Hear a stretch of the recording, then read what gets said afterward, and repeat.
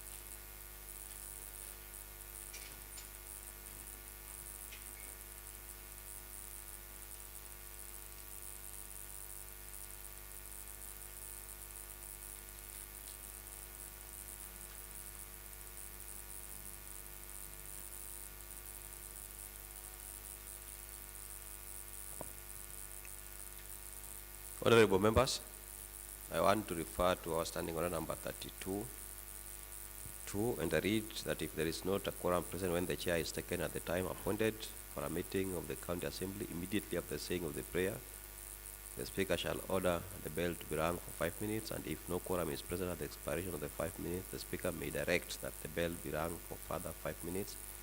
And if there is still no quorum present, the speaker shall adjourn the county assembly forthwith to the next sitting. Thereby, I want to direct that the sergeant at arms rings the quorum bell for 5 minutes, and as per our standing order, when the quorum bell is being run, no member shall leave the chambers except the whip, that will be allowed to go out and whip the members to come in.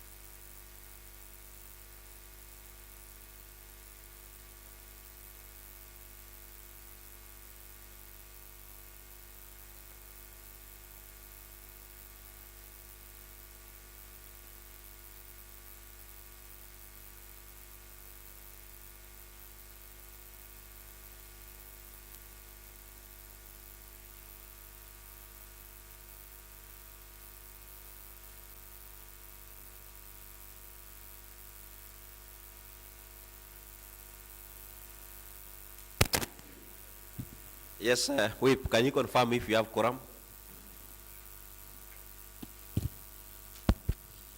Thank you, Mr. Speaker. We have quorum. Clerk, take us through the order of the day. Thank you, Mr. Speaker, sir, and honorable members. We are on standing order number 108 of today, Wednesday, 21st June, 2022. Order number 1, representation of oath. Next order. Order number 2, communication from the chair. Honorable members, I want to confirm that yesterday we had a Kamkunji, and I want to appreciate the members who attended. We discussed a number of issues which are of topical concern to us. But I want to remind you of one specific item, that is the preparation for the CASA games, which assemblies do attend every year. This year's CASA game is planned for August 2023. I think we'll be getting the confirmation whether it's in Eldoret or Nakuru. But I can confirm to you that it's already confirmed for August 2023. And we had agreed that the members liaise with the chair sports and the clerk of the said committee to agree on the disciplines, the necessary disciplines. So I want to direct that preparation starts immediately. The preparation starts immediately. So liaise with the chair or the committee of sports and the relevant technical teams in line with the CASA Games 2023. Next order. Order number 3, messages. Next order. Order number 4, petitions. Next order. Order number 5, papers. Next order. Order number 6, notice of motion. Next order. Order number 7, statements.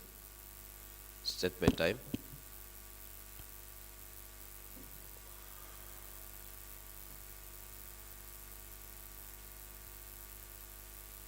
Next order. Thank you, Mr. Speaker, sir. Order number 8, motion, adoption on the report by the House Powers and Privileges Committee on the induction exercise held at Sosa Cottage in Vega County from 27th April to 4th May 2023. A report to be presented by Honorable Benson Amuti Adega. Honorable Adega. Thank you so much, Honorable Speaker. I rise to move a motion on a report of the Select Committee of Powers and Privileges on induction of the Committee on Provisions of the County Assembly's Powers and Privileges Act 2017. I submit pursuant to Standing Order number 182. Mr. Speaker and honorable members, the background information. The Select Committee of Powers and Privileges during its meeting held on 10th November 2022 resolved to be inducted on provision of the County Assembly's Powers and Privileges Act 2027 and other relevant status as a head start. Honorable Benson Adega. You need to present what you have in the report.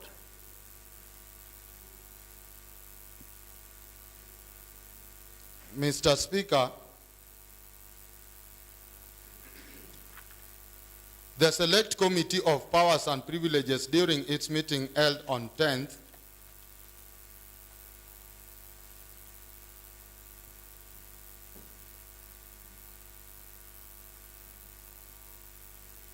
and the relevant status as Head Start to equip members with the skills and knowledge for effective discharge of their mandate. This was after the committee observed that the majority of its members were newly elected members and have not been in political environment. This resolution was afterwards forwarded to Liaison Committee and its meeting held on 15th November 2022 approved that the Select Committee on Powers and Privileges to proceed on induction as from 27th April 2023 to 4th May 2023.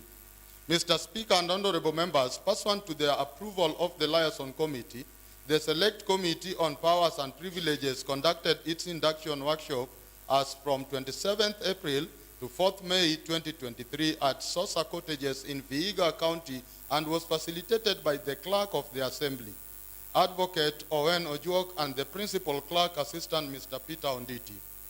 Establishment and mandate. Mr. Speaker and honorable members, the Committee on Powers and Privileges is established pursuant to Standing Order number 207, read together with Section 15 of the County Assembly's Powers and Privileges Act 2017.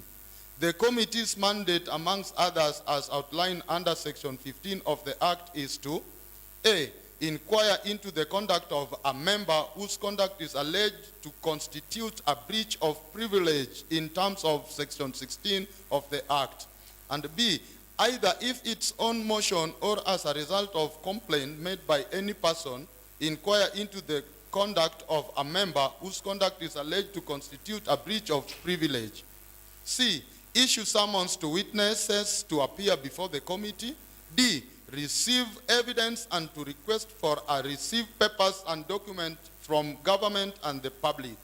Further, as envisaged under Section 18 of the Act as read with Article 195 of the Constitution of Kenya 2010, the committee has constituted as the same powers as the High Court of Kenya. Committee members. Mr. Speaker and honorable members, the committee has currently constituted compromises of the following honorable members. 1, Honorable Elisha Oraro, Speaker, Chairperson. Honorable Benson Adega, Vice Chairperson, reading. 3, Honorable Sami Onyango, Member. 4, Honorable Bill Oliver, Member. 5, Honorable Nancy Matara, Member. 6, Honorable Anno Chola, Member. 7, Honorable Emily Oginga, Member. 8, Honorable Karen Odhiambo, Member. 9, Honorable Samuel Dede, Member. 10, Honorable Zachary Okoyo, Member. 11, Honorable Ken Ooko, Member. 12, Honorable Peter Obaso, Member. 13, Honorable Miriam Abid, Member. 14, Honorable Ken Ouko, Member. 15, Vitalis Oleokomudo, Member. Secretariat. Mr. Speaker and honorable member, the Secretariat facilitating the committee in executing its mandates compromises of the following technical team: Ms. Annabel Wabuge, Senior Clerk Assistant; Mr. Wagude Rogers, Clerk Assistant; Mrs. Valeria Chieng, Answered Reporter; Mr. Silas Kapesa, Sergeant at Arms. Objectives of the induction. Mr. Speaker and honorable members, the specific objectives of the workshop was enable the committee: 1, to learn and appreciate the provisions of the County Assembly's Powers and Privileges Act 2017. 2, to acknowledge the roles and mandate of the committee. 3, to understand the scope of parliamentary immunity and privileges. Acknowledgement. Mr. Speaker and honorable members, I wish to take this opportunity to thank the members of the Committee on Powers and Privileges for the punctuality, dedication, substantial input, and valuable contribution exhibited during the entire induction exercise, which took place as from 27th April 2023 to 4th May 2023 at Sosa Cottages in Vihiga County. My sincere gratitude also goes to both the officers of the clerk and the speaker for their extreme support they accorded the committee during the entire induction exercise. Finally, I wish to appreciate the Secretariat for their dedication and tiring commitment during the induction workshop and also for coming up with the report. Honorable Speaker and members, it is therefore my pleasure and duty and privilege to present this report to this honorable House for debate, consideration, and adoption. Key issues learned during the induction workshop: the meaning and origin of the parliamentary privileges. Mr. Speaker and honorable members, the committee was informed that according to Sir Thomas Erskine May, parliamentary privileges means the sum of the peculiar rights enjoyed by each house collectively and by members of each house individually, without which they could not discharge their functions and which exceed those possessed by other bodies or individuals. Thus privileges, though part of the law of the land, is to a certain extent and exemptions from the general law. Mr. Speaker and honorable members, the committee was also made to understand that parliamentary privileges were first claimed centuries ago when the English House of Commons was struggling to establish a distinct role for itself within parliamentary. That in the earliest days, parliamentary functions more as a court than as a legislature, and therefore it needed a certain privileges and immunities such as freedom of speech and debate, among others. These privileges were found to be necessary to protect the House and its members, not from the people, but from the power and interference of the kings and the House of the Lords. Over time, as the House of Commons gained stature and powers as deliberatively assembly, these privileges were established as part of the general public law of the land. 2. Legal frame underpinning parliamentary privileges in Kenya. Mr. Speaker and honorable members, during the induction exercise, the committee found that the County Assembly derives its privileges, powers, and immunities from the Constitution of Kenya 2010, and the following status. 1. The County Government Act 2012. 2. The County Assembly's Powers and Privileges Act 2017. The committee further found that the applications of the County Assembly powers and privileges and immunities are expressly provided for in the County Assembly standing orders and may be expounded from time to time by the Speaker's ruling.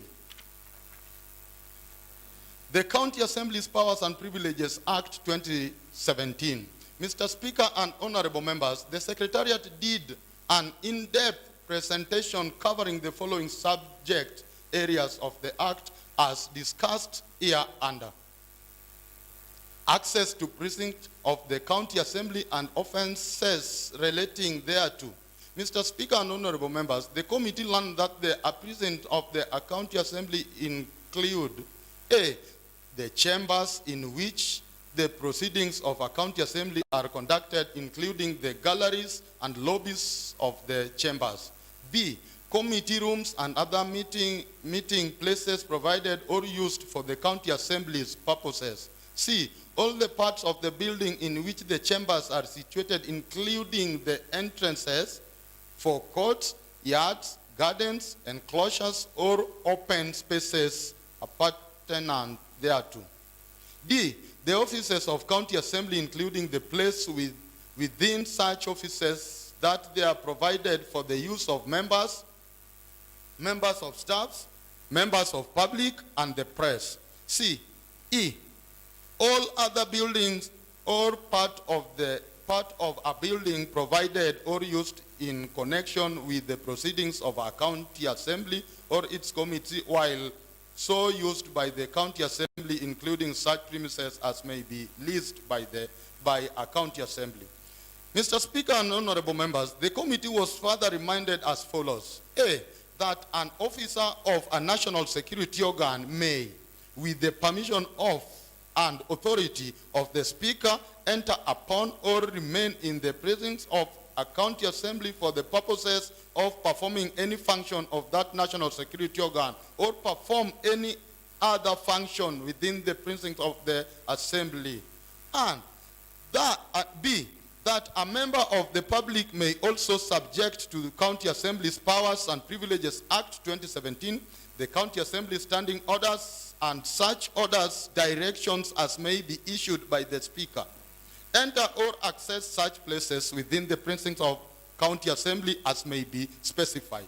Mr. Speaker and honorable members, the committee further learned that a person commits an offense where the person enters or attempts to enter a chamber or a County Assembly or precinct of a County Assembly in contravention of Section 5 of the Act or fails or refuses to withdraw from the precincts of a county assembly when ordered to do so.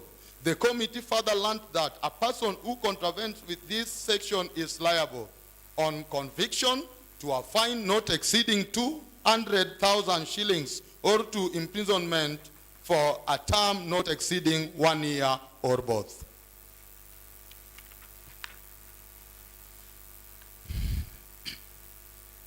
Service of civil process. Mr. Speaker and honorable members, the committee noted that Section 6 of County Assembly Powers and Privileges Act provides that A, no process issued by any court in Kenya in the exercise of its civil jurisdiction shall be served or executed A, within the precincts of County Assembly while the County Assembly is sitting, or B, through the Speaker or any officer of a County Assembly unless it relates to a person employed within the precinct of the County Assembly or to the attachment of a member's salary, and that the right to access to justice under Article 48 of the Constitution shall be limited under Section 6 of the Act for the purposes of facilitating the conduct of the business and the affairs of County Assembly.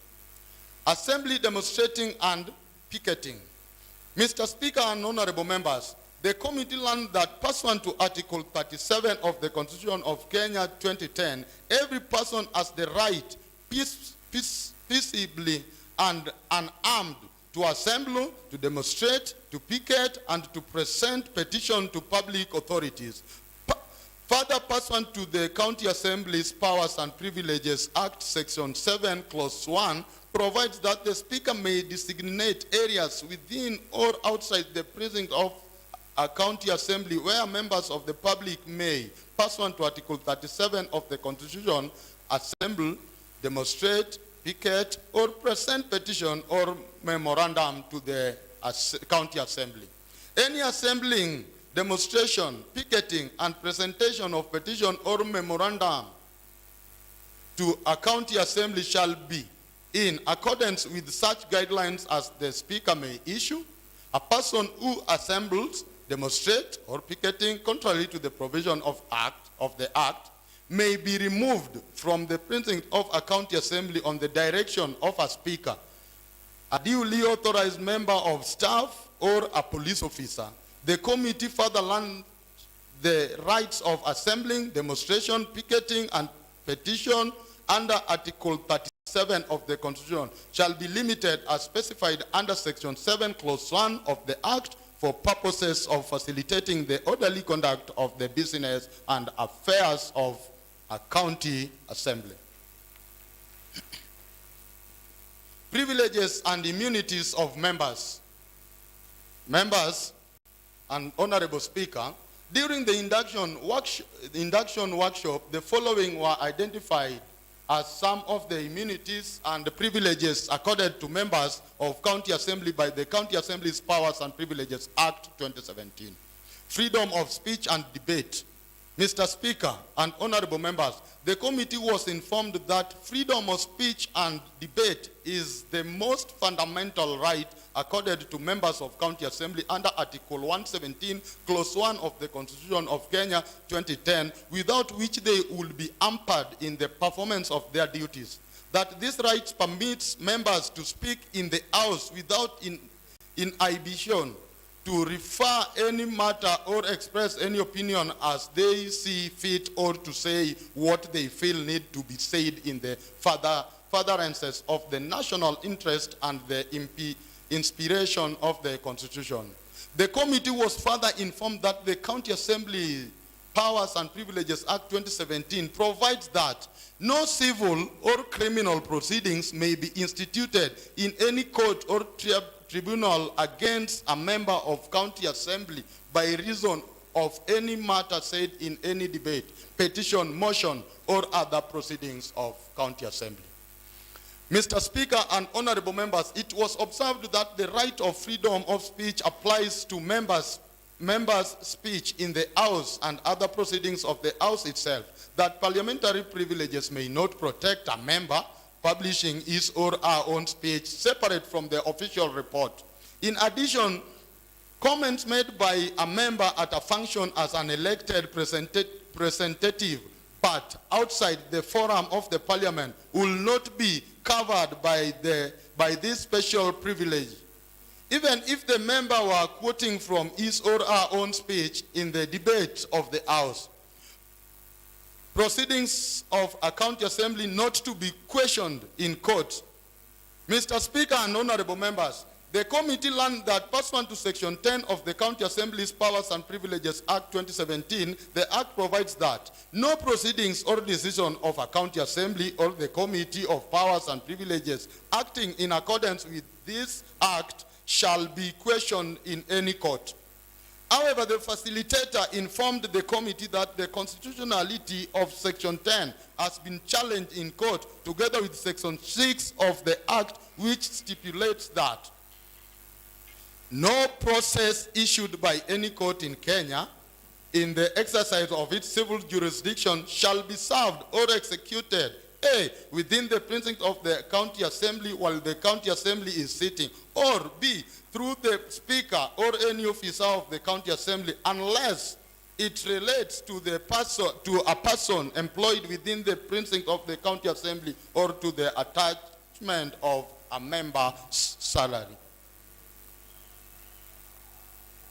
Mr. Speaker and honorable members, the facilitator cited the holding of J.M. Mativo in the case of Apollo Mboya versus Attorney General and two others, petition number 472 of 2017, where the learned judge issued a decree that Section 6 and 10 of the County Assembly Powers and Privileges Act 2017 are inconsistent with and contravenes Article 1, 2, 3, 10, 19, 20, 21, Clause 1, 22, 23, 24, 48, 50, 93, Clause 2, 94, Clause 4, 159 and 258 of the Constitution of Kenya 2010, and therefore null and void. Immunity from legal proceedings. Mr. Speaker and honorable members, the committee further learned that Section 11 of the County Assembly Powers and Privileges. Point of order, Mr. Speaker. What is the point of order, Honorable James Omolo? Thank you, Mr. Speaker. I know you are blind, but I think there is a commotion outside, so maybe members would not be safe. So I think the Secretary should really check what is going on in the precincts of the Assembly. Thank you. Secretary Tam, can you check what's going on and then you report to me for purposes of making a decision immediately?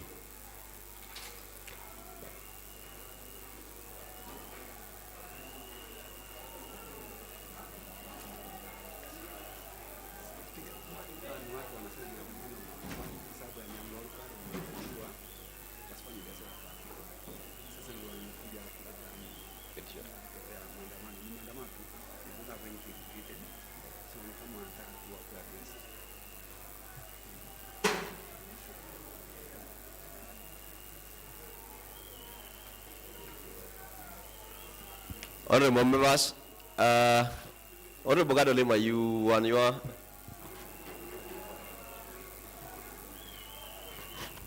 honorable members, it's brought to my attention that it is in line with what we are discussing now. The Honorable Badega was presenting on the issues of assembling, picketing, and the demonstration. That there is a team from Nyamlori who feel that their rights have been infringed. But I believe it is what we are saying. If they feel their rights have been infringed, they have the right to petition the assembly. So I think it's only in order that for us to proceed peacefully, we give them audience. If they have petition, then they will present it to us. If they don't have petitions, then it is what Honorable Badega is presenting, that they are also infringing in the rights of the assembly. And it means either the speaker or an officer should direct that the bid is passed, because there is the rules. And the honorable member has requested that for us to have a peaceful process, it's important that we give them audience so that it is passed and we proceed. If you agree with me, then I want to direct that we suspend the discussion for, say, 30 minutes, then we come back. So 30 minutes, we shall come back. So the proceedings are suspended for 30 minutes.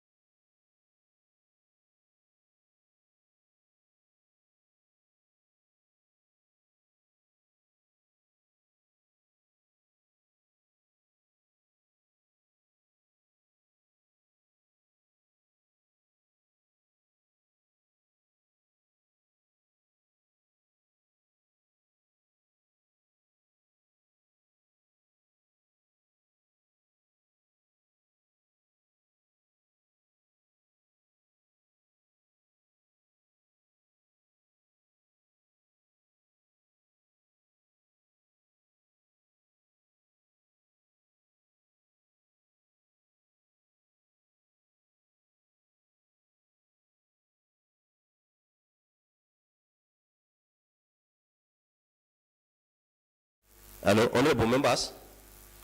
I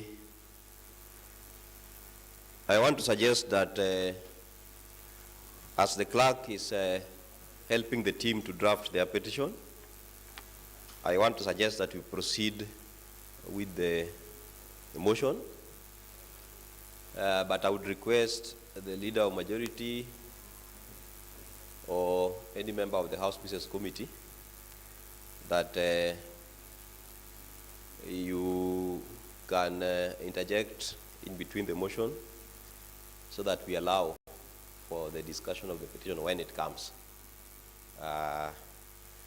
Alternatively, I think we'll agree if it comes, we can make it an agenda in the afternoon so that we exhaust or we dispense off with it based on the recommendations therein.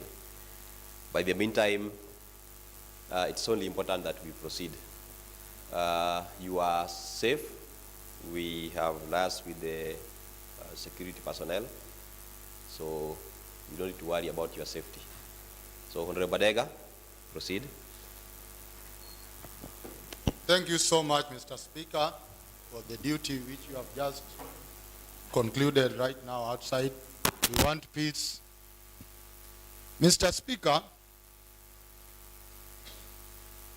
immunity from legal proceedings.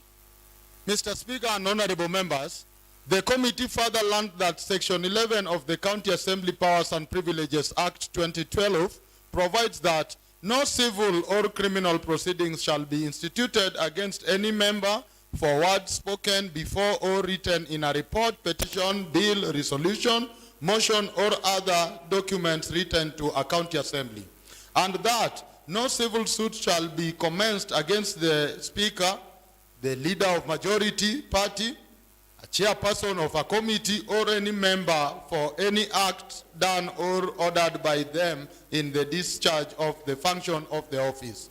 The committee was further informed that the clerk or other members of staff shall not be liable to be sued in a civil court or joined in any civil proceedings for an act done or ordered to be done in the discharge of their functions relating to proceedings of a county assembly or its committees. Freedom from arrest for civil debt during session. Mr. Speaker and honorable members, during the exercise, the committee noted that a member shall not be liable to arrest for a civil debt while the member is going to attending or returning from sitting of assembly or committee of assembly.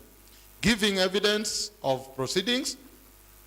Mr. Speaker and honorable members, the committee was further reminded that no member or members of staff and no person employed to take minutes of evidence before a county assembly or any committee shall give evidence in any court, tribunal, or elsewhere in respect of the contents of these minutes of evidence or of the contents of any documents laid before a county assembly or that committee or in respect of any proceedings or examination held before a county assembly or that committee without special leave first obtained from the county assembly. Mr. Speaker and honorable members, the committee further learned that the special leave referred under Section 13 of the Act may be granted during a recess or adjournment by Speaker or in the absence of their incapacity of Speaker or the clerk. On other immunities and powers granted to members, Mr. Speaker and honorable members, the facilitator highlighted the following as the immunities and powers granted to members. A, where a member has been sentenced to an imprisonment for a period of at least 6 months, adjudged to be of unsound mind, or is found in accordance with any law to have misused or abused a state office or a public office, or in any way to have contravened Chapter 6 of the Constitution, the decision shall not have effect for the purpose of Article 103, Clause 1, Clause G of the Constitution until all possibility of appeal or review of relevant decision or sentence has been exhausted. B, a member who has been sentenced to an imprisonment for a period of at least 6 months, adjourned to be of unsound mind or is found in accordance with any law to have misused or abused a state office or public office, or in any way to have contravened Chapter 6 of the Constitution, shall not be disqualified from being elected as a member of County Assembly until all possibility of appeal or review of the relevant decision or sentence has been exhausted. Establishment, composition, and the mandate of the Committee on Powers and Privileges. Mr. Speaker and honorable members, the facilitator walked the committee through the establishment, composition, and the mandates of the committee, during which the committee was informed that the Committee on Powers and Privileges is established pursuant to Standing Order number 207, read together with Section 15 of the County Assembly's Powers and Privileges Act 2017. The committee membership shall comprise of the Speaker, who shall be the chairperson of the committee, the majority leader, the minority leader, and not less than 5 and not more than 7. Other members are evidently stipulated in the Kisumu County Assembly Standing Order number 207. The quorum of the committee shall be a third of members of the committee, including the Speaker.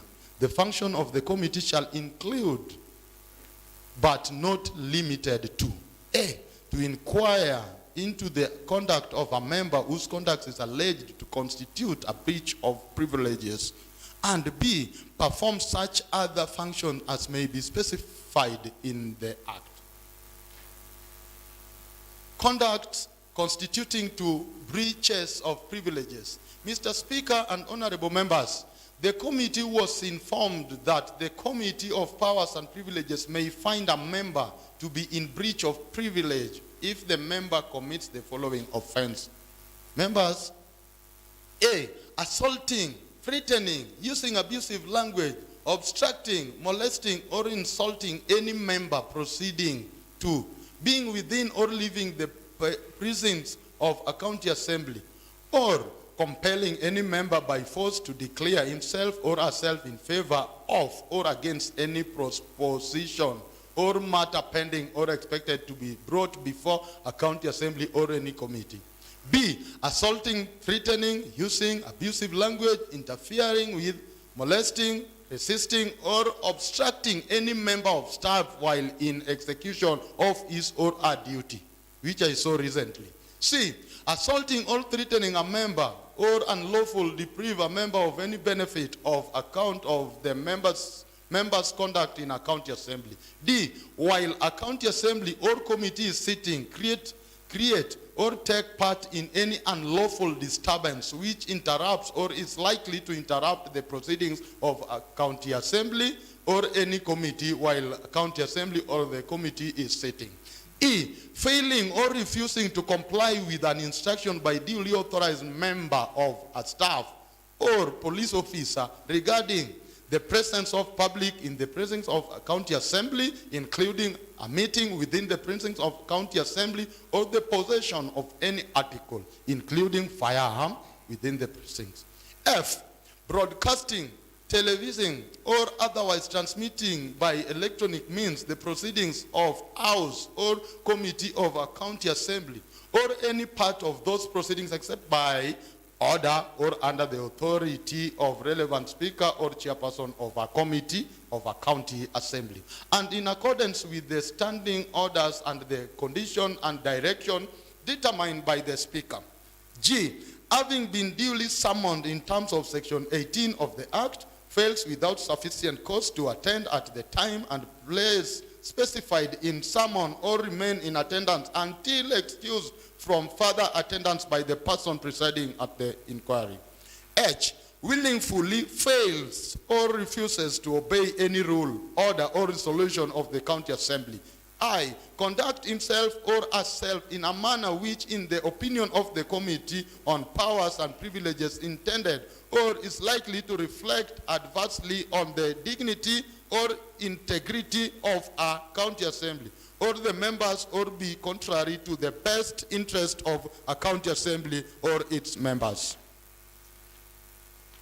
Determination of a breach of privileges. Mr. Speaker and honorable members, the committee noted that a county assembly shall have all powers necessary for inquiring into and pronouncing upon any act or matter constituting breach of privilege in terms of section 16 of the act, and that an inquiry by a county assembly into a matter shall not preclude a criminal investigation or criminal proceedings against a member in connection with the matter concerned.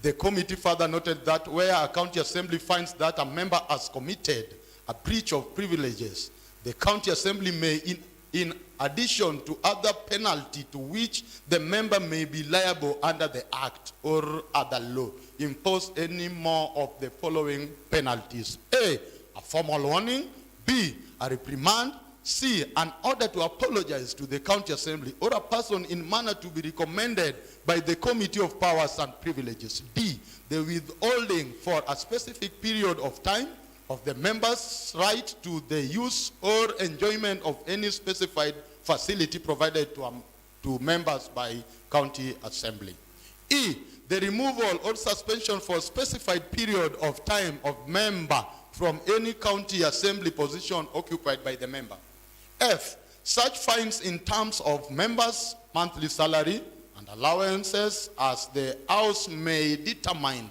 The fine imposed under the section shall be paid by the member into such bank account of the assembly as shall be specified by county officer of county assembly, or be deducted from member's salary, or be recovered by means of civil action in court.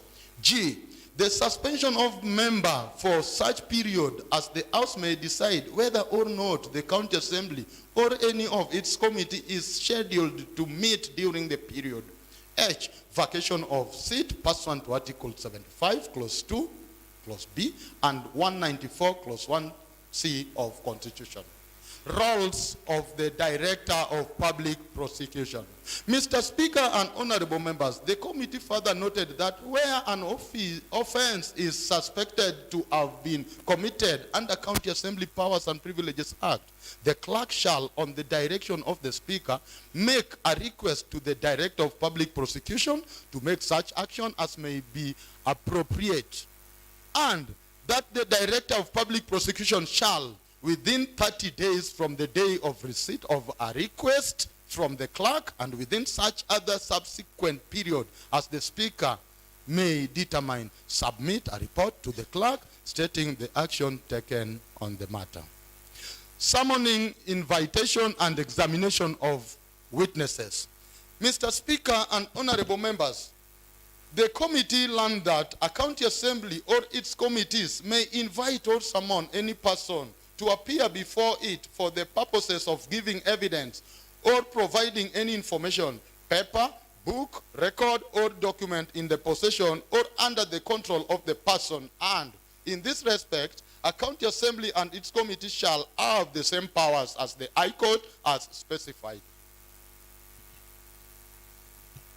Under Article 195 of the Constitution, the summons shall be issued by the clerk on the direction of A, the Speaker, or B, the chairperson of a committee acting in accordance with resolution of the committee. In addition, where a county assembly or a committee requires that any information be verified or otherwise ascertained by oral examination of a witness, the county assembly or the committee may A, cause such witness to be examined on oath, and B, require the witness to produce any document, paper, book, or record in possession or under control of the witness which may have a bearing on the subject of the inquiry.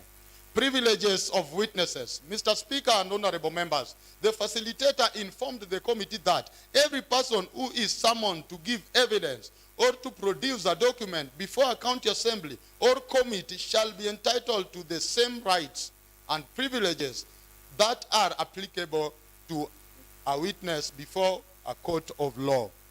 And that person who is being examined under oath or affirmation shall be required to swear and question put to the person in connection with the subject of the inquiry, and so produce any document or information that person is requested to produce under the section, despite the fact that answer or document will incriminate or expose the person to criminal or civil proceedings in court of law.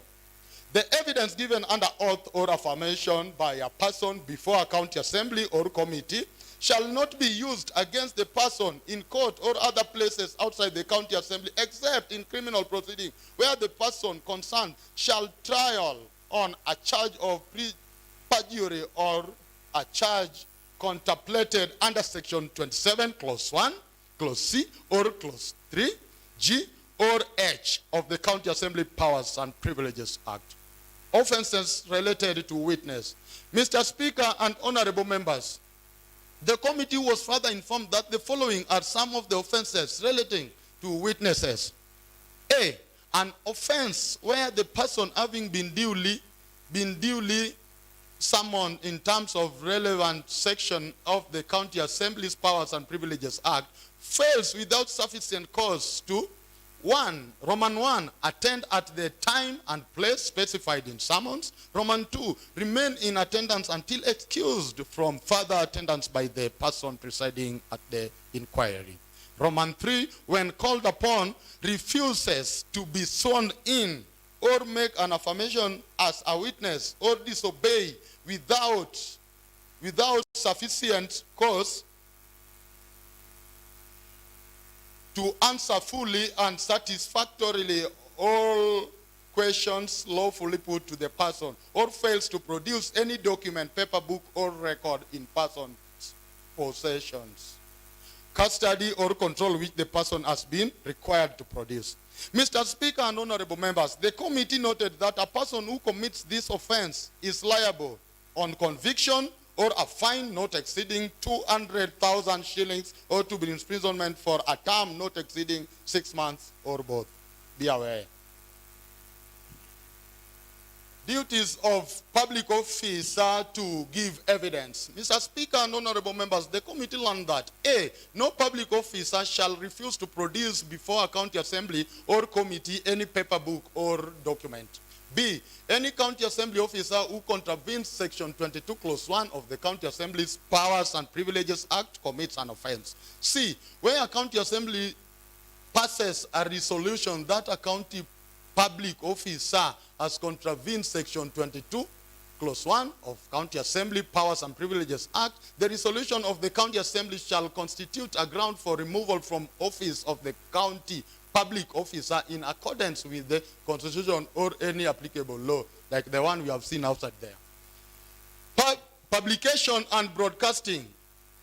Mr. Speaker and honorable members, the committee was informed that a person shall not be liable to civil or criminal proceedings in respect of publication of any journal by order or under the authority of a county assembly or committee. Unauthorized publication.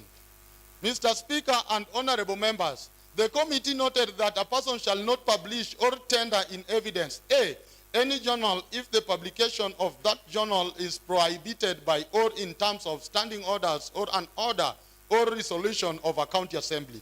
B, any journal purporting that it has been published under the authority of county assembly or committee or the speaker while it has not been published under such authority. C, any journal purporting that it is an verbatim count of proceedings of a county assembly or committee while it is not such account.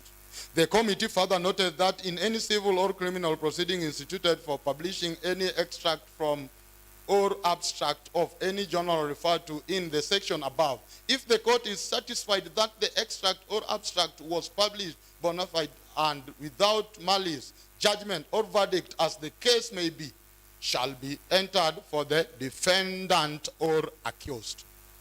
Broadcasting of proceedings. Mr. Speaker and honorable members, the committee learned that a person shall not broadcast, televise, or otherwise transmit by electronic means the proceedings of a house or a committee of a county assembly or any part those proceedings exempt by order or under authority of relevant speaker or person of a committee of County Assembly and accordance with the standing orders that are conditions and direction determined by the Speaker. Mr. Speaker and honorable members, the committee further learned that the right of access to information under Article 35 and freedom of the media under Article 34 of the Constitution shall be limited under this section for the purposes of facilitating the immunities of the House and Committee of Assembly of County Assembly and the freedom of speech and debate as set out in Article 117 of the Constitution. Committee observation. Mr. Speaker and honorable members, the committee makes the following observation from the training exercise. The current membership of the committee stand at 15 members, which against the provision of Standing Order number 207 of the County Assembly Standing Orders. Committee recommendation. Mr. Speaker and honorable members, based on the foregoing observation, the committee makes the following recommendation. That, Roman 1, the committee membership be reviewed to comply with the provision of Standing Order number 207 of the County Assembly Standing Orders. Roman 2, the committee to have more training to allow members acquaint themselves with the provision of Powers and Privileges Act 2017 and other relevant status to enable them dispense their mandate amicably. Conclusion, Mr. Speaker. Mr. Speaker and honorable member, it is now my pleasure and privilege on behalf of the committee to submit the report on the committee induction exercise held at Sosa Cottage in Vihiga County on 27th April, 4th May 2023, before this honorable House for adoption. And I call upon Honorable Ann Ochola to second the same. Thank you. Thank you, Mr. Speaker. I stand to second the report. Honorable members, now that the Powers and Privileges Committee have presented the report of the Select Committee on Powers and Privileges on their induction exercise held in Sosa Cottages on provisions of the County Assembly's Powers and Privileges Act 2017, submitted pursuant to Standing Order number 182, seconded, as per our standing orders, I want to propose a question. And I propose that the report on the Select Committee on Powers and Privileges on the induction of the Committee on Provisions of the County Assembly's Powers and Privileges Act 2017 is open for debate.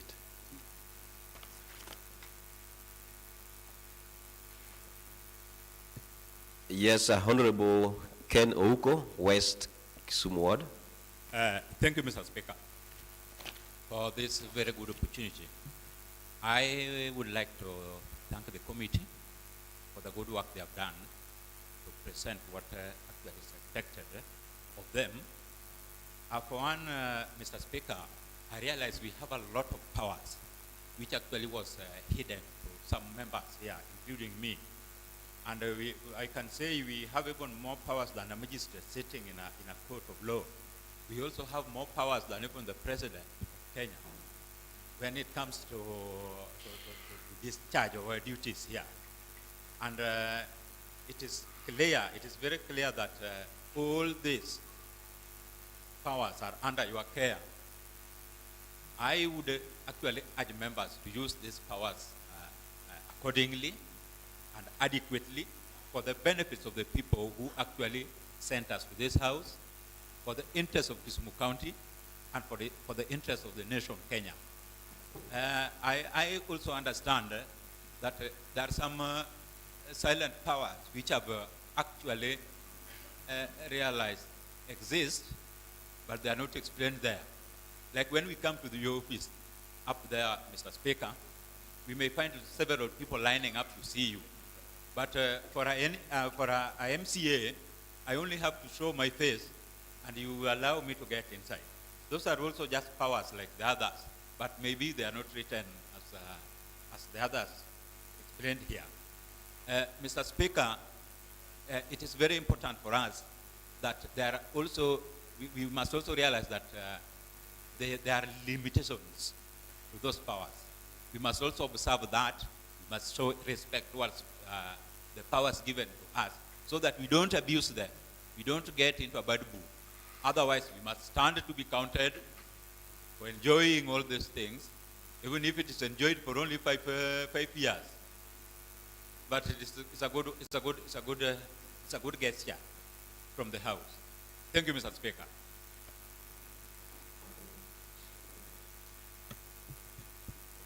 Yes, Honorable Vitalis Komuda. Thank you so much, Honorable Speaker, honorable members.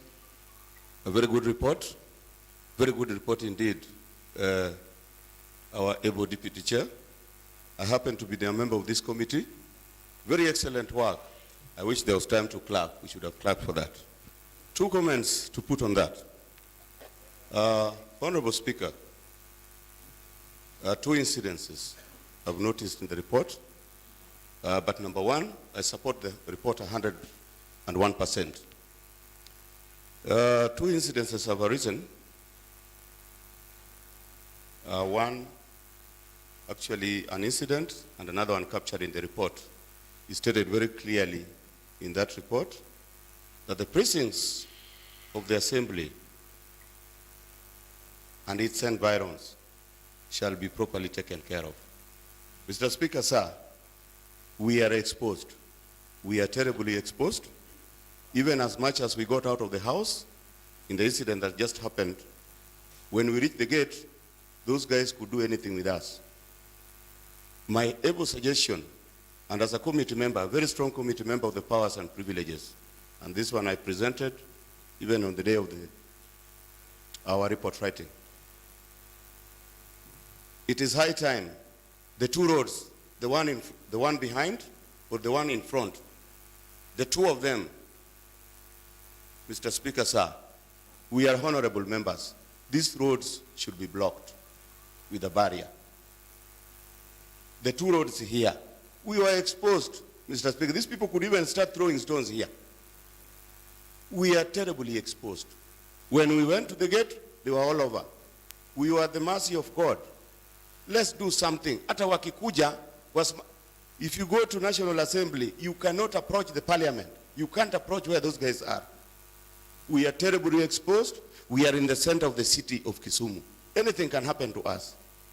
Anybody can come from the gate, even as long as you drive out of that gate, anybody can do anything with you. If we have got the barrier, by the time they release the barrier and you're passing, you're able to speed with your car and leave. That cannot happen today. Anytime we leave our small compound here, we are exposed. Let us do something about this. I believe we have a case, even if we present it to the authorities, just the 2 roads, the one here and the one behind, we have a barrier. As long as we are still here, I want to believe that good things are happening and soon we are moving to the bigger premises or the bigger offices. Number 2, the incident this morning here that interrupted the session relates directly to what we were reading inside the house here. When we go to the report, and you read it very clearly, and you'll find it under the duties of public officer,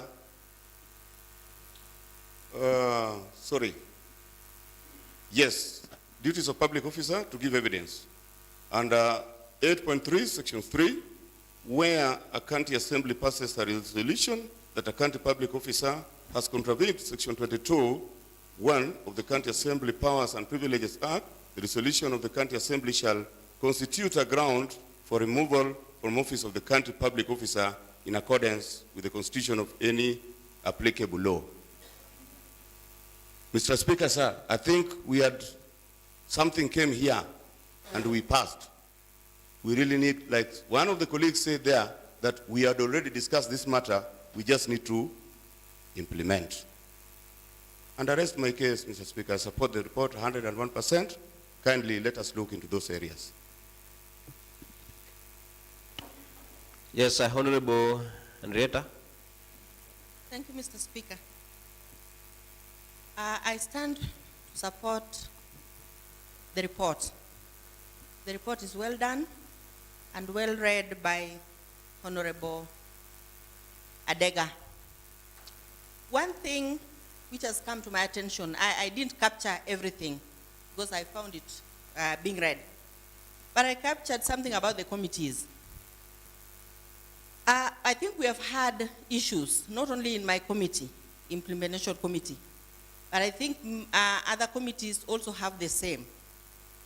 The numbers that we have in those committees are huge. And if we can agree as a house to implement the report by powers and privileges, then this would help most of us, actually majority of us. And so I stand to support the report and maybe to review on the members of the committees. Thank you, Mr. Speaker.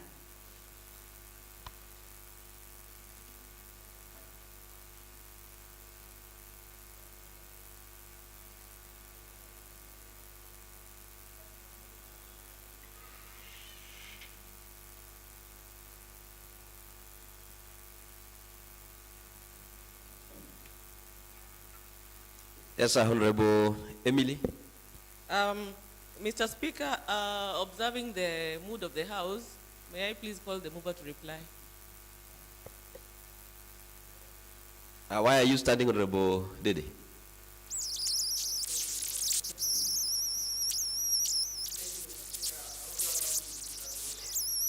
You want to contribute? Okay, 1 minute. Thank you, Mr. Speaker, for according me the opportunity to also echo my sentiments concerning the report. Being that I'm a member of the committee who went to SOSA for the report writing, all that are captured are the true sentiments made while we are at SOSA. And I've just stressed on one under the recommendations, also the observation.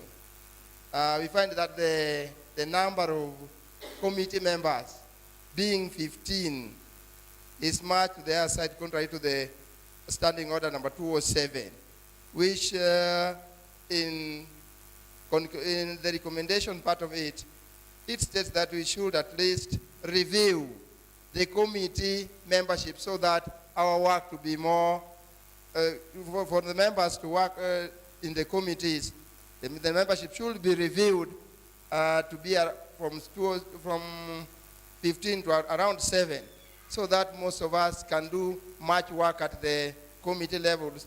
And I recommend on that, and to support it by saying that after the reduction of the number, the implementation committee should do something on it immediately, so that at least the small number of committee members can work hard, and the much work in the committee with the allocation made, we can make that around 3-4 reports with the amount located per group. Otherwise, I support the report. Thank you. Honorable members, I think the mover had been called to reply, so the floor is yours. Thank you, Mr. Speaker and honorable members, for deliberating on this report. I thank you also. I heard my friend Ouko, Honorable Ouko, was talking about the abusing privileges. Honorable members, we have to be cautious about abusing privileges. I heard some members, sometimes they want to fight, slapping is going on around. It is not good. One time will be brought before this committee, be ready with 200,000 fine, or be committed on a civil jail. And exposing the members, how Mr. Honorable Komudo was saying, we are very soon relocating from this place. Just be patient. Blocking the road will stop even you from coming here. Thank you, Mr. Speaker. I therefore reply. Honorable members, now that the report on the Select Committee on Powers and Privileges on the reduction of the committee on the provisions of the County Assembly's Powers and Privileges Act 2017 have been presented, debated, I want to put a question as per our standing orders. And I put that as many of the opinion that the report of the Select Committee on Powers and Privileges on the induction of the Committee on the provisions of the County Assembly's Powers and Privileges Act 2017 as presented, seconded, and debated be adopted, say aye. Aye. As many of the contrary opinions say nay. The ayes have it. And the report of the Select Committee on Powers and Privileges on the induction of the Committee on Provisions of the County Assembly's Powers and Privileges Act 2017 have been adopted today, Wednesday, the 21st June 2023 at 10:49 hours. In a direct that the recommendation therein be implemented as appropriate. Next order, clerk. Thank you, Mr. Speaker, sir. There is no any other business in the order paper for transaction. Honorable members, there being no any other business in the order paper, the House stands adjourned until today, the 21st of June 2023 at 2:30 p.m.